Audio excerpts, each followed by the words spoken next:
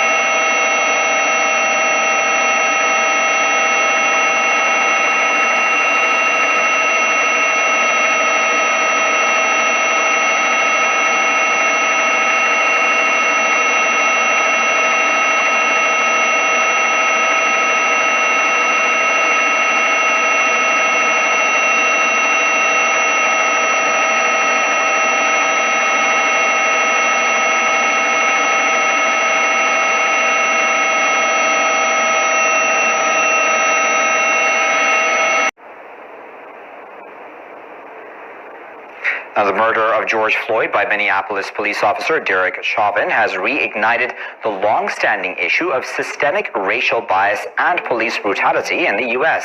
Thousands of Americans are out on the streets with the National Guard deployed in 23 states and Washington, D.C. Hundreds of cities across the country remain under curfews, fielded about 10,000 calls for looting.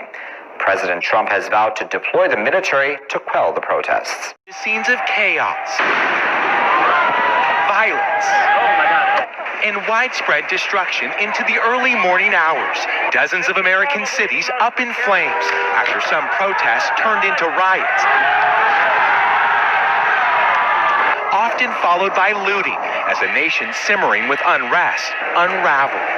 How long can you be peaceful? Los Angeles, hours before a curfew was ordered, the city became a war zone. After attempting to breach television studios, large groups torched police cruisers as officers fired back with rubber bullets.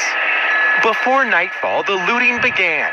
Department stores, jewelers, and high-end apparel shops trashed by unruly mobs. The mayor calling on the governor to dispatch the National Guard for the first time since the Rodney King riots in 1992. Strikingly similar scenes and issues of injustice, 28 years apart. We've seen this before in Los Angeles. When the violence escalates, no one wins. After 3 nights of protest and violence, the state of emergency in Los Angeles mirrored by pockets of anarchy nationwide, described as all hell breaking loose in Seattle when police lost control of downtown, crowds destroyed, then took over their vehicles. This video capturing one man removing a high-powered police rifle before a plainclothes security guard disarmed the man, clearing the magazine. But there was also troubling scenes caught on camera at the hands of police. This video appearing to show an officer putting his knee on the neck of someone taken into custody before another officer pulls his leg off. A shocking scene after the death of George Floyd, why so many poured into the streets. We can't peacefully protest in the streets without getting tear gas thrown at us for what? With demonstrators out in force again today, a violent takedown in Philadelphia, where a Foot Locker was looted after more than a dozen officers were injured there last night. With adult protesters to keep control of their headquarters. With banks burned, highways shut down, and City Hall on fire in Nashville, there was more than 1,000 arrests. In Salt Lake City, police have identified this man who may have fired arrows into a crowd from a crossbow before he was mobbed by a nearby group.